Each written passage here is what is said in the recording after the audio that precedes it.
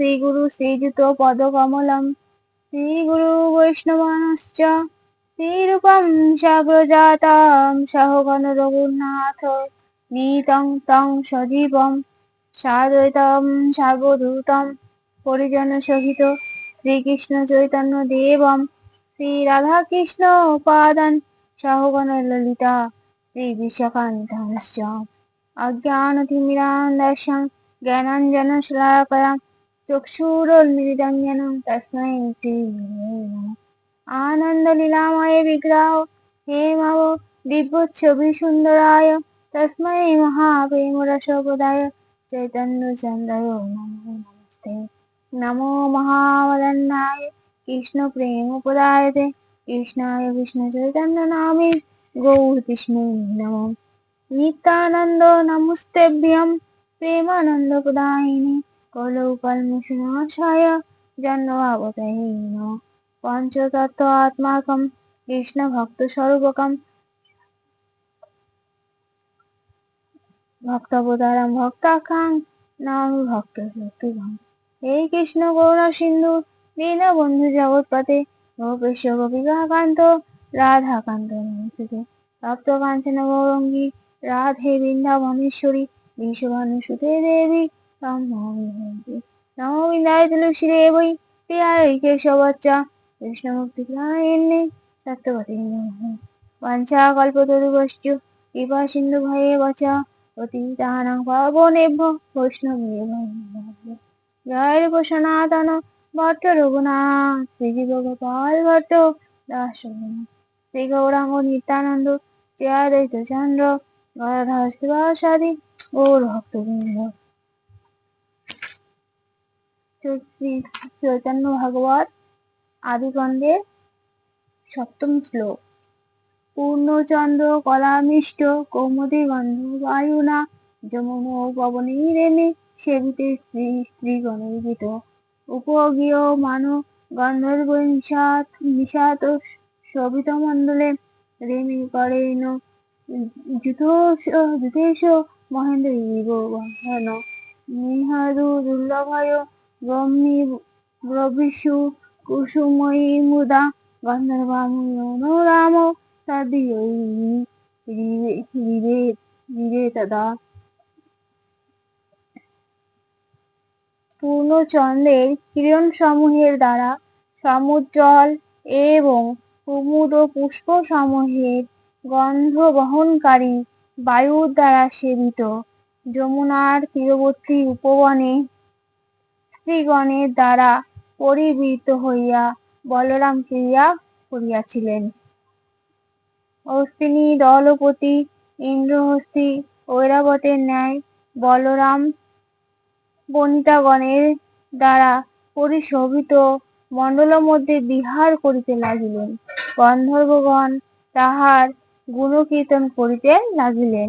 তখন আকাশের দুন্দুভি নিনাদিত হইতে লাগিল। গন্ধর্বগণ আনন্দের সহিত পুষ্পবৃষ্টি করিতে লাগিলেন এবং মুনিগণ বলরামের পরাক্রমাদি উল্লেখপূর্বক বলরামের স্তব করিতে লাগিলেন।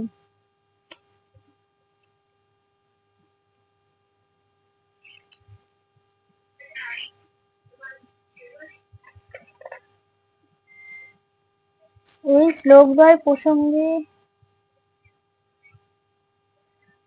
যে স্ত্রী সঙ্গ মুনিগণে করেন নিন্দা তানাও রামের রসে করেন স্তবন। যার রসে দেবে আসি পুষ্প বৃষ্টি করে দেবজনে একতত্ত্ব কৃষ্ণ হল ধরে। প্রেয়সী গোপীগণের সঙ্গে বলরামের ক্রীড়া দর্শনে গন্ধর্বগণ যে পুষ্পবৃষ্টি করিয়াছিলেন এবং মুনিগণ যে তাহার স্তব করিয়াছেন, এই প্রসঙ্গে এই দুই পয়ারের গ্রন্থকারের উক্তি মুনিগণ প্রকৃত জীবের স্ত্রী সঙ্গে নিন্দা করেন, কেননা মায়াবদ্ধ প্রকৃতির জীব কেবলমাত্র ইন্দ্রিয়সুখের নিমিত্ত স্ত্রী সঙ্গ করিয়া থাকেন, স্ত্রীলোকে আসক্ত হইয়া করেন। তার ফলে ভগবৎ বহির্মুখতায় পুষ্টি লাভ করেন। পরমার্থভূত বস্তুর প্রতি মন যায় না, ক্রমশ মায়াবন্ধনে জড়িত হইয়া অধোগতি লাভ করে। কিন্তু বলরাম স্ত্রীলোকের সঙ্গে ক্রিয়া করিতেছেন দেখিয়াও সেই মুনিগণই বলরামের স্তুতি করিয়াছেন, নিন্দা করেন নাই। তাহার হেতু এই, প্রকৃত জীবের ন্যায় বলরাম এবং তাহার প্রেয়সীবর্গ মায়াবদ্ধ প্রকৃত জীব নহেন, তাহারা হইতেছেন অপ্রাকৃত চিদ্বস্তু। মায়া তাহাদিগকে স্পর্শও করিতে পারে না। সুতরাং মায়িক রজগুণ তাহাদের মধ্যে কাম সুখবাসনা জাগাইতে পারে না। গীতা হইতে জানা যায়, কাম এষ ক্রোধ এবং রজগুণ সমুদ্ভব। রজগুণ হইতেই কাম এবং ক্রোধের উদ্ভূত হয়। রজগুণোদ্ভ কামে প্রেরণাতেই প্রকৃত জীব স্ত্রীসঙ্গ করিয়া অধোগতি লাভ করে। কিন্তু বলরাম ও তাহার প্রেয়সীবর্গ প্রকৃত জীব নহেন বলিয়া তাহাদের মধ্যে এতাদৃশ কাম থাকিতে পারে না। কামের বা আত্মেন্দ্রিয় প্রীতিবাসনার তাড়নায় তাহাদের বিহার নহে, পরন্তু প্রেম ও পরস্পরের প্রীতিবিধানের বাসনাতেই তাহাদের বিহার। তাহাদের মধ্যে স্বসুখ বাসনার গন্ধ লেশও নাই, এজন্য তাহাদের বিহার নিন্দনীয় নহে, পরন্তু স্তবনীয়। যেহেতু ভগবল্লীলার কীর্তনে পারমার্থিক মঙ্গল সাধিত হয়, শ্রীকৃষ্ণ বলরাম হইতেছেন একই ঈশ্বর তত্ত্ব, ভগবৎ তত্ত্ব। সুতরাং বলরামের লীলাও ভগবল্লীলা। তা নাও তাহারাও সেই মুনিগণ। একতত্ত্ব কৃষ্ণ হলধরে, শ্রীকৃষ্ণ ও শ্রীরাম শ্রী বলরাম একই তত্ত্ব, ভগবৎ তত্ত্ব। তত্ত্বত তাহারা অভিন্ন, এক তত্ত্বস্থলে ভেদ নাহি। পক্ষান্তর দৃষ্ট হয়। শ্রীপাদ সনাতন গোস্বামী নিকটে মহাপ্রভু বলিয়াছেন, বৈভব প্রকাশ কৃষ্ণের শ্রী বলরাম চৈতন্য চরিতামৃতের 2য় স্কন্ধে 2য় অধ্যায়ে 20 এবং 145 নম্বর শ্লোকে। প্রভু আরও বলিয়াছেন, সেই বপু সেই আকৃতি পৃথক যদি ভাসে, ভাবাবেশ ভেদ নাম বৈভব প্রকাশে। শ্রীকৃষ্ণ অনাদিকাল হইতে শ্রী বলরাম রূপে আত্মপ্রকট করিয়া বিরাজিত। সুতরাং তত্ত্ববিচারে তাহারা অভিন্ন, তথাপি উভয়ের ভাব এবং আবেশ একরূপ নহে, পরন্তু ভিন্ন। ভাব এবং আবেশ অনুসারে লীলা। ভাব ও আবেশের ভিন্নতা যে যেখানে, সেখানে লীলারও কিছু ভিন্নতা থাকে।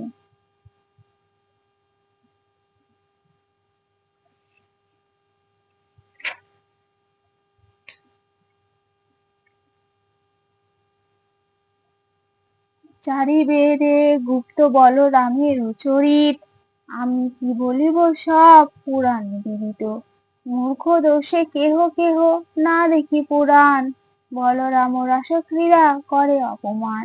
এক ঠাই দুই ভাই গোপিকা সমাজে, করিলেন রাসক্রীড়া বৃন্দাবন মাঝে। মূর্খতার রূপ দোষবশত, অজ্ঞানতা বশত না পুরাণ দেখিয়া, পুরাণ শাস্ত্রের আলোচনা না করিয়া, প্রমাণহীন যাহার ভিত্তিতে কোনো শাস্ত্র প্রমাণ নাই।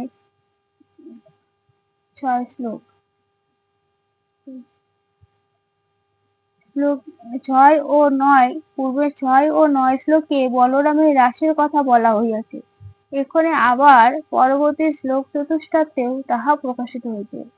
শ্লোকে একাকী বলরামের রাসের কথা বলা হইয়াছে। এখানে 10 ও 13 শ্লোকে শ্রীকৃষ্ণ ও শ্রী বলরাম এই দুইজনের একসঙ্গে রাসের কথা হইতেছে। দুই ভাই শ্রীকৃষ্ণ ও শ্রী বলরাম। কদাচিদথ গোবিন্দ রামশ্চাদ্ভুত বিক্রম বীর্যহতু বর্ণে রাত্রাং মধ্যাউঘ ব্রজস্যোষিতাম উপগীয় মানব ললিতাম স্থির তৈবদ্য হৃদয় অলঙ্কৃতানুলিপ্তঙ্গৌ সগ্নীয়ৌ ব্রজহৌ সরৌ নিশামুখম মায়ন্স্তা বুদ্ধি তরু পতারকম মল্লিকা গন্ধমত্তা বীজষ্টু কুমুদ বায়ুনা জগতু সর্বভূতানাং মনশ্রবণ মঙ্গলাম তৌ কল্পয়ন্ত যুগপৎ সমণ্ডল মূর্ছিতম।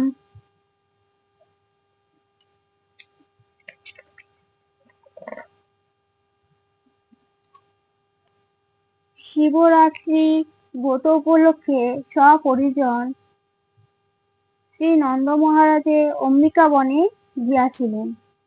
রাত্রিতে যখন তিনি শয়নে ছিলেন তখন এক বিশালাকার সর্প তাহাকে গ্রাস করিতেছিল। শ্রীকৃষ্ণ পাদস্পর্শ দ্বারা সেই সর্পকে বিদ্যাধর দেহ দিয়া নন্দ মহারাজকে মুক্ত করিয়াছিলেন। তাহার পরে লীলায় এই শ্লোকসমূহ বর্ণিত হইয়াছে। অনন্ত অর্থাৎ শিব রাত্রির পরে কোনো এক সময়ে হরিকা পূর্ণিমাতে অলৌকিক প্রভাব বিশিষ্ট গোকুল যুবরাজ শ্রী গোবিন্দ এবং শ্রী বলরাম রাত্রিকালে ব্রজসন্নিহিত বনে ব্রজরমণী দিগের মধ্যবর্তী হইয়া বিহার করিয়াছিলেন। পরস্পর সুহৃদভাবে আবদ্ধ রমণীগণ গান ও নর্মাদির পরিপাট দ্বারা যাহাতে অত্যন্ত মনোরম হইতে পারে সেইভাবে হরিকচিত গীতসমূহে রাম ও কৃষ্ণের বর্ণনা করিতে লাগিলেন। শ্রীকৃষ্ণ ও শ্রী বলরামের অঙ্গ তখন সুশোভন অলঙ্কারে ভূষিত এবং চন্দনাদি অনুলেপনের দ্বারা সজ্জিত ছিল। তাহারা পুষ্পমালা ধারণ করিয়াছিলেন এবং নির্মল বসন পরিধান করিয়াছিলেন। তখন ছিল রাত্রির প্রথম ভাগ। আকাশে চন্দ্র এবং তারাসমূহে উদিত হইয়াছিল। প্রস্ফুটিত মল্লিকা সমূহের গন্ধে ভ্রমরগণ উন্মত্ত হইয়া পড়িয়াছিলেন। কুমুদের গন্ধ বহন করিয়া বায়ু প্রবাহিত হইতেছিল। শ্রীকৃষ্ণ ও বলরাম একাদৃশ নিশান্তর নিশা আরম্ভে সৎকার করিয়া বিহার করিতে লাগিলেন। সসমূহে আরোহণ অবরোহণ রূপ মূর্ছনায় যুগপৎ কল্পনা করত সর্বপ্রাণীর মনে ও কর্ণোদয়ে মঙ্গল বা সুখাবহ যাহাতে হইতে পারে রাম ও কৃষ্ণ সেইভাবে গান করিতে লাগিলেন। ভগবৎ শুনি যার রামে নহে কৃত বিষ্ণু বৈষ্ণবের পথে সেই জন বর্জিত। ভগবৎ যে না মানে সে যবন সম তাহার শাস্তা আছে তাহারও শাস্তা আছে জন্ম জন্মে বহু জম। এবে কেহ নপুংসক বেঁচে নাসে বলে বলো রাম রাস কোন শাস্ত্রে আছে। কোন পাপী শাস্ত্র দেখিলেও নাহি মানে এক অর্থ অন্য অর্থ করিয়া বাখানি। চৈতন্য চন্দ্রের প্রিয় বিগ্রহ বলাই তার স্থানে অপরাধে মরে সর্বঠাই। 25 নম্বর শ্লোক। বিষ্ণু ও বৈষ্ণবের পথে ইত্যাদি যে পথে পথিক হইলে বিষ্ণু ও বৈষ্ণবগণের কৃপা লাভ করা যায় তাহা বিশুদ্ধ বৈষ্ণবগণ যে পথে অবলম্বন করিয়া চলে সে পথে যার নাই। শ্রীমদ্ ভাগবতে অপৌরুষে অষ্টাদশ মহাপুরাণের মধ্যে একতম পুরাণ। ভগবতে সর্ববেদেতি হাসনাথ সারম সমুদ্রতম। সমস্ত বেদে এবং ইতিহাসে সার এবং সমুদ্রত হইয়াছে। গরুড় পুরাণে বলেন অতঃ ব্রহ্মসূত্রাণাম ভারত তত্ত্ব বিনির্ণয়। গায়ত্রী ভাষ্য, রূপহাস্য, বেদার্থপি বৃত হরিভক্তি বিলাসেও এটা আছে। শ্রীমদ্ ভাগবত হইতেছে ব্রহ্মসূত্র সমূহের অর্থ। ইহাতে মহাভারতের অর্থ বিশেষ রূপে নির্ণীত হইয়াছে। ইহা গায়ত্রী ও ভাষ্যস্বরূপ এবং সমস্ত বেদার্থ দ্বারা ইহার কলেবর বর্ণিত। সুতরাং শ্রীমদ্ ভাগবত না মানা এবং বেদ না মানা একই কথা।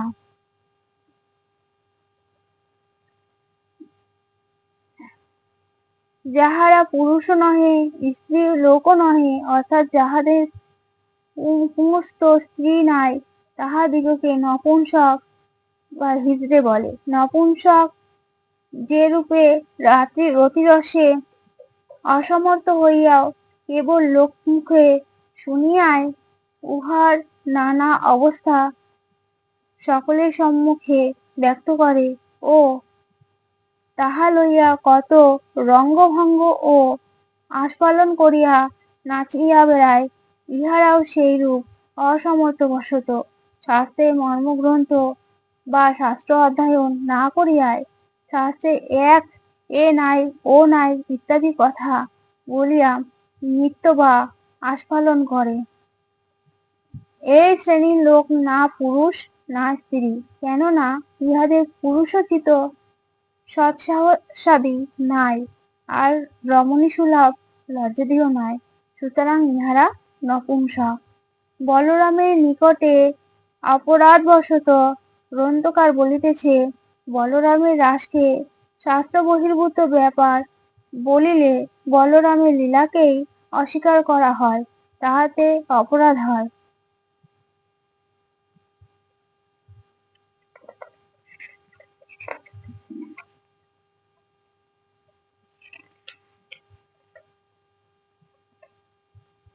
মূর্তিভেদে আপনি হয়েন প্রভুর দাস, সেসব লক্ষণ অবতারে প্রকাশ। সখা ভাই ব্যঞ্জন স্বয়ং আবাহন, গৃহ ছত্র বস্ত্রজাত ভূষণ আসন। এতক্ষণে শ্রী বলরামের স্বরূপতত্ত্ব বলা হইতেছিল। মুক্তিভেদে ইত্যাদি প্রভু শ্রীকৃষ্ণ মুক্তিভেদে নিজেই দাস হইয়া থাকেন। মূল ভক্ত অবতার শ্রী শঙ্কর্ষণ। শ্রী শঙ্কর্ষণ হইতেছেন মূল ভক্ত অবতার। পরব্রহ্ম স্বয়ং ভগবান শ্রীকৃষ্ণ অনাদিকাল হইতে যে অনন্ত ভগবৎ স্বরূপ রূপে আত্মপ্রকট করিয়া বিরাজিত, তাহাদের মধ্যে শ্রী বলরামও এক স্বরূপ। এই সমস্ত স্বরূপগণ শ্রীকৃষ্ণের অংশ বলিয়া শ্রীকৃষ্ণ সম্বন্ধে তাহাদেরও ভক্তভাব, অবতারগণের ভক্তভাব অধিকার। চৈতন্য চরিতামৃতের প্রথম অধ্যায়ে 6 থেকে 97 শ্লোক। সুতরাং সকল স্বরূপই ভক্ত অবতার, কিন্তু শ্রী বলরামের সর্বাপেক্ষা অধিক ভক্তভাব বলিয়া তিনি হইতেছেন মূল ভক্ত অবতার। যদি বলা যায় বলরামের যে ভক্তভাব বিদ্যমান, তাহার কি প্রমাণ? তদুত্তরে বলা হইয়াছে, সে সব লক্ষণ প্রকরণসঙ্গত পাঠ বলিয়াই মনে হয়। সম্ভবত লিপিকর প্রমোদবশত লক্ষণের স্থলে ইত্যাদি বলরামের ভক্তভাবের লক্ষণ অবতারেই যখন তিনি ব্রহ্মাণ্ডে অবতীর্ণ হইয়াছিলেন তখনই প্রকাশ পাইয়াছে। তখন তিনি নানাভাবে শ্রীকৃষ্ণের সেবা করিয়াছিলেন। সেবা ভক্তভাবেরই লক্ষণ। যাহার ভক্তভাব নাই তিনি সেবা করেন না। কি রূপে তিনি শ্রীকৃষ্ণের সেবা করিয়াছিলেন পরবর্তী কবিতায় পরে তাহা বলা হইতেছে। বলরাম সখা রূপে শ্রীকৃষ্ণের সেবা করিয়াছিলেন। ব্রজে শিশুকাল হইতে তাহার পরস্পরে সখা রূপে একসঙ্গে খেলা করিয়াছিলেন। আপনে সকল রূপে সেবেন আপনে, যারে অনুগ্রহ করে পাই সেই জনে। ভাই বলরাম বসুদেবের পুত্র, মথুরায় কংস কারাগারে শ্রীকৃষ্ণ বাসুদেবের পুত্ররূপে আবির্ভূত হয়েছিলেন। সুতরাং বলরাম শ্রীকৃষ্ণেরই ভাই, বড় ভাই। বড় ভাই রূপে শ্রীকৃষ্ণের প্রতি তাহার বাৎসল্য ছিল। এই বাৎসল্যের সহিত তিনি শ্রীকৃষ্ণের সেবা করিয়া তাহার প্রীতিবিধান করিয়াছেন। বলরাম রূপেই তিনি ছিলেন শ্রীকৃষ্ণের সখা ও ভাই। অন্যরূপে অর্থাৎ ব্যঞ্জন ও শয়নাদি রূপ ধারণ করিয়াও তিনি শ্রীকৃষ্ণের সেবা করিয়াছিলেন। ব্যঞ্জন, চামরাদি, শয়ন ও শয্যার বিছানা, আবাহন। আবাহন শব্দে অভিধানিক অর্থ হইতেছে আহান। এ স্থলে এই অর্থে সঙ্গতি নাই। গরুড়াদি রূপে তিনি শ্রীকৃষ্ণকে বহন করিয়া থাকেন। পরবর্তী 33 প্রয়ারে দ্রষ্টব্য।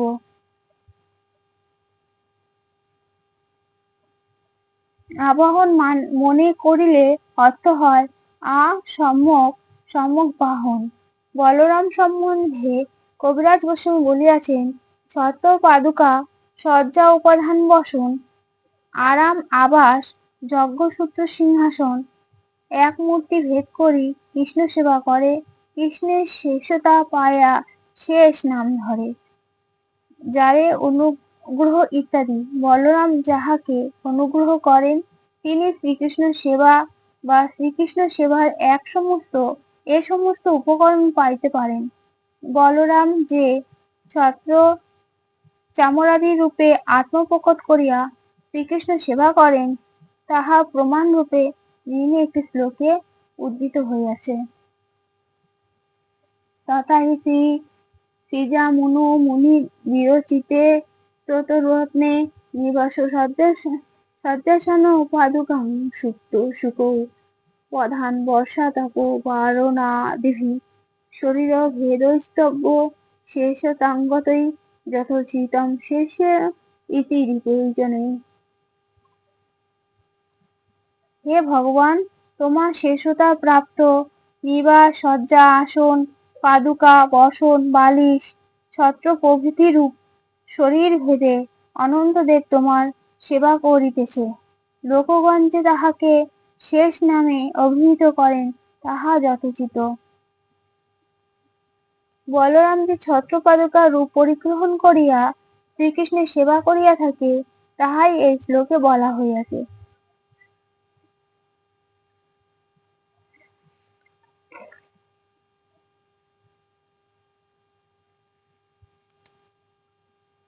অনন্তের অংশ শ্রী গরুর মহাবলী লীলায় বহেন কৃষ্ণ হইল কৌতূহলী। শ্রী ব্রহ্মা কি শিব কি সনকাদি কুমার ব্যাসুক নরদাদি ভক্ত নহঞ্জার সভায় পূজিত শ্রী অনন্ত মহাশয় সহস্র বদন প্রভু ভক্তি রসময়।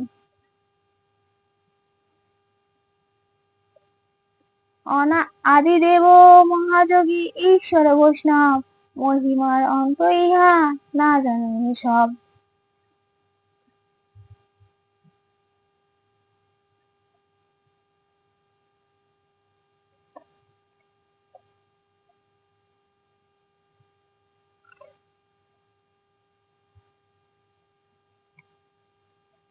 অনন্তের যে শ্রীকৃষ্ণের বাহন এক স্বরূপে শ্রীকৃষ্ণকে বহন করে বহন রূপ সেবা করেন তাহাই এই পয়ারে বলা হইয়াছে। অনন্তের অংশ ইত্যাদি মহাবলী শ্রী গরুর হইতেছেন অনন্ত বলরামের অংশ। তিনি শিবের এক অংশে গরুর রূপে আত্মপ্রকট করিয়া পরমানন্দে শ্রীকৃষ্ণকে বহন করেন। সনকাদি চতুষ্ষণ সনক, সনন্দ, সনাতন ও সনত কুমার ব্রহ্মার মানসপুত্র নিত্য বালক মূর্তি কুমার সনত কুমার, সনকাদি কুমার, সনক হইতে কুমার পর্যন্ত চতুষ্ষণ অথবা কুমার সনকাদি চিরকুমার চতুষ্ষণ। শ্রী অনন্ত মহাশয় শ্রীপাদ জীব গোস্বামী তাহার শ্রীকৃষ্ণ সন্দর্ভে 68 অনুচ্ছেদে বাসুদেব কলানন্ত সহস্র বদন স্বরাট অঘ্রত ভবিতা দেব হরে প্রিয় চিকির্বয়া ভাগবত শ্লোকের ব্যাখ্যা প্রসঙ্গে লিখিয়াছেন, যিনি দেবকীর সপ্তগর্ভ হইয়াছিলেন, তাহার সংকর্ষণত্ব হইতেছে স্বয়ং অন্য নিরপেক্ষ। যেহেতু তিনি সরাট স্বীয় প্রভাবেই বিরাজমান, অতএব তিনি অনন্ত, কাল দেশ পরিচ্ছেদ রহিত, অপরিচ্ছিন্ন।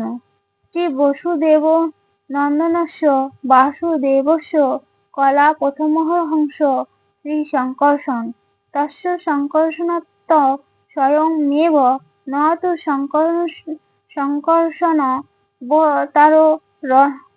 তারতেন ইত্যাহ স্বরাট সেনৈব রাজতে ইতি। অতএবানন্ত কালো দেশে পরিচ্ছেদ রহিত শ্রীকৃষ্ণ সন্দর্ভ। যিনি দেবকী সপ্তম গর্ভে হইয়াছিলেন, তাহাকে যোগমায়া আকর্ষণ করিয়া রোহিণীর গর্ভে স্থাপন করিয়াছিলেন।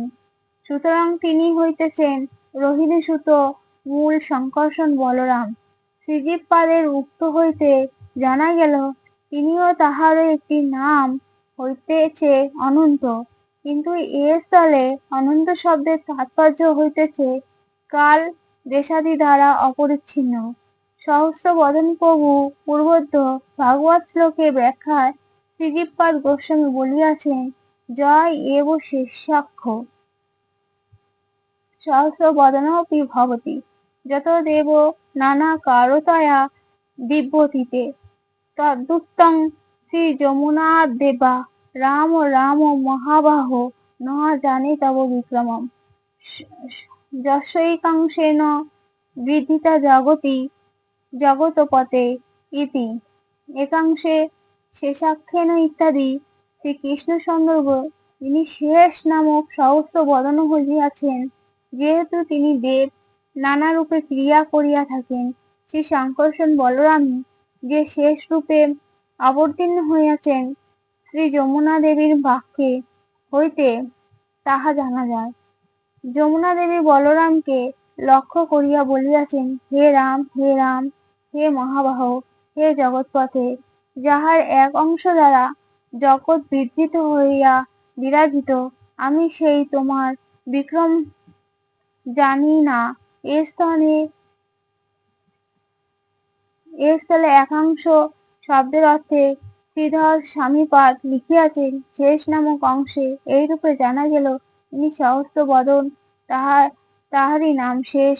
তিনি ধরণী ধারণ করিয়া আছেন এবং তিনি হইতেছেন শ্রী সংকর্ষণ বলরামের অংশ। আদিদেব সেই সহস্র বদন, অনন্ত বা শেষ হইতেছেন আদিদেব। গায়ন গুণানোদাস শ্মশানন আদিদেব শোষহ ধূনাপি সমবশ্যতি নাস্য পরম। সহস্র বদন আদিদেব শ্রী শেষ শ্রীকৃষ্ণের গুণসমূহ গান করিতেছেন, এখন পর্যন্ত অন্ত পায়েন নাই। স এব ভগবানন স্তোহনন্ত গুণার্বণ আদিদেব মহাযোগী যোগেশ্বর অনন্ত অলৌকিক প্রভাব বিশিষ্ট ঈশ্বর তত্ত্ব জীবতত্ত্ব নহে। শেষ হইতেছেন দুই রকমের, ঈশ্বর কোটি এবং জীবকোটি। শেষ দ্বিধা মহিধারী সজ্জারূপশ্চ সাঙ্গিন। অতএব সংকর্ষণাবেশাৎ ভূভূত সংকর্ষণো মম সজ্জারূপস্তথা তস্য সখ্য দাস্যভিমানো বনা লঘু ভাগবত মৃতম। এই প্রমাণ হইতে জানা গেল, শেষ দেবী এক মহিধারী শেষ, আর এক ভগবানের সজ্জারূপ শেষ। মহিধারী শেষ হইতেছেন সংকর্ষণের আবেশাবতার জীবকোটি। জ্ঞানশক্তাদিকলয়া যত্রাবিষ্ট জনার্দন ত আবেশা নিগদাহন্তে জীবা এব মহত্তমা। জনার্দন জ্ঞান শক্তাদির অংশ দ্বারা যে সকল জীবে আবিষ্ট হয়েন, সে সকল মহত্তম জীবের আবেশাবতার বলে। আর সজ্জারূপে শেষ হইতেছেন ঈশ্বর কোটি, ঈশ্বর তত্ত্ব জীবতত্ত্ব নহে। শ্রীপাদ বলদেব বিদ্যাভূষণ টিকা লিখিয়াছেন, স্বর্গীন সজ্জা রূপস্ততা দাদাস্তদা ধার শক্তি শেষ ঈশ্বর কোটি ভূধারিতু তদাবিষ্ট জীব। বৈষ্ণব বিষ্ণু সেবা করেন বলিয়া বৈষ্ণব, মহিমার অন্ত ইত্যাদি। অনন্তদেবের মহিমার অন্ত কেহ জানেন না, মহিমার অন্ত নাহি পায় যে এসব এই রূপে পথান্তর দৃষ্ট হয়।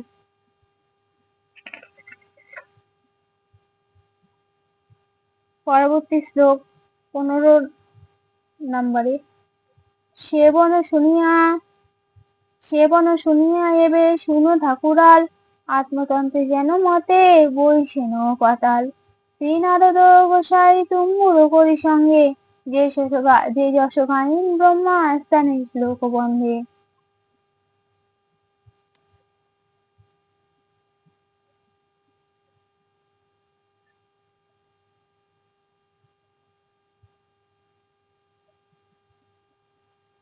তথাহি উপস্থিতি লয় হেতব্য হস্যকল্পা, সদা প্রকৃতি গুণা যদি ক্ষয়াসনা, যদ্রূপ ধ্রুবমকৃতং যদেক আত্মনাও, নানার্ধাৎ কথা সমূহ বেদ তস্য বর্ম।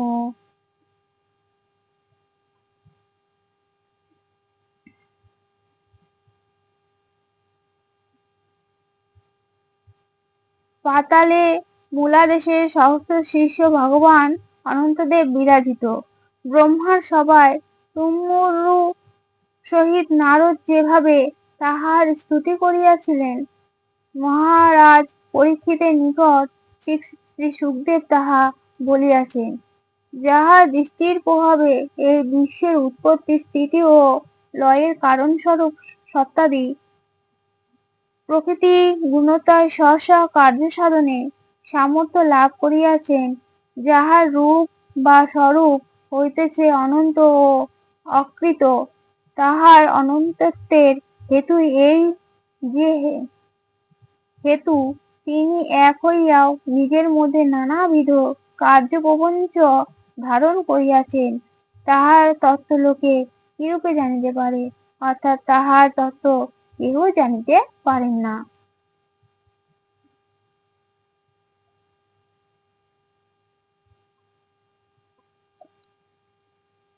প্রকৃতি বা গুণত্রয় চেতনের ন্যায় গতিশীল হয়, তাহার ফলেই এই বিশ্বের উৎপত্তি। বিশ্বও বশত গুণত্রয়ময়। দৃষ্টির সঙ্গে অনন্তদেবের প্রকৃতিতে বা গুণত্রয়ে যে চেতনাময় শক্তি সঞ্চারিত করেন, তাহার প্রভাবেই গুণত্রয়ের সাম্যাবস্থা বিনষ্ট হয় এবং সৃষ্টিও সম্ভব হয় এবং বিশ্বের স্থিতিও তাহারই ফল। তিনি সেই শক্তিকে যখন নিজের মধ্যে প্রত্যাহার করেন, তখন গুণত্রয় আবার সাম্যাবস্থা প্রাপ্ত হয়। ইহারই নাম লয় বা প্রলয়। এইরূপে দেখা গেল, এই বিশ্বের সৃষ্টি স্থিতি প্রলয়ের হেতু হইল প্রকৃতির সত্তাদির গুণত্রয়, যাহার দৃষ্টির দ্বারা অর্থাৎ দৃষ্টির সহিত সঞ্চারিত চেতনা মই শক্তির দ্বারা সদ্যাত্ম সত্তাদি সত্য রজ তম এই গুণত্রয় কল্পা আসন কার্য সমর্থ হইয়াছে। পরবর্তী 39 পয়ের টিকা দ্রষ্টব্য। যতরূপ যে অনন্তদেব রূপ বা স্বরূপ হইতেছে ধ্রুবম অনন্ত, দেশ কালাদির অন্তহীন সীমাহীন, সুতরাং সর্বব্যাপক এবং নিত্য। সেই রূপই আবার অকৃততম, কৃত বা সৃষ্ট নহে, সুতরাং অনাদি ও নিত্য। তিনি বা তাহার এই রূপ যে সীমাহীন, তাহা প্রমাণ এই যে তিনি একম, এক হইয়া আত্মনি নিজের মধ্যে নানাবিধ কার্যপ্রপঞ্চে অনন্তকোটি ব্রহ্মাণ্ড সমূহে আঘাত ধারণা করিয়াছেন। যদেকেও আত্মনি স্বদেহ রোমকূপ প্রদেশেষু নানা কার্য প্রপঞ্চ আধার দধার পুষ্পসৌ কুপোষৌ। টিকা শ্রীপাদ বিশ্বনাথ চক্রবর্তী তিনি স্বীয় দেহ রোমকূপ সমূহে সৃষ্ট প্রপঞ্চকে ধারণ করিয়া পোষণ করিয়াছেন। এতাদৃশ অনন্তদেব মহিমা কে জানিতে পারে।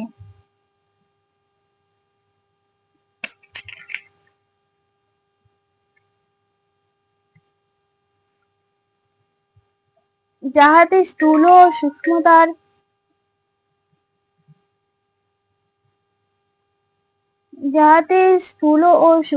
সূক্ষ্ম তত্ত্ব এই বিশ্বে প্রকাশ পাইতেছে, তিনি আমাদের ন্যায় তাহার সেবক আদিগণের প্রতি বহু কৃপাবশত তাহার বিশুদ্ধ শতাত্মক শ্রী বিগ্রহ প্রকটিত করিয়াছেন।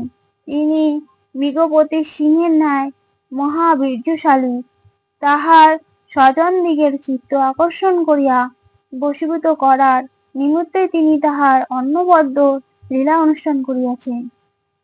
আজ এই পর্যন্ত বিশ্রাম হোক।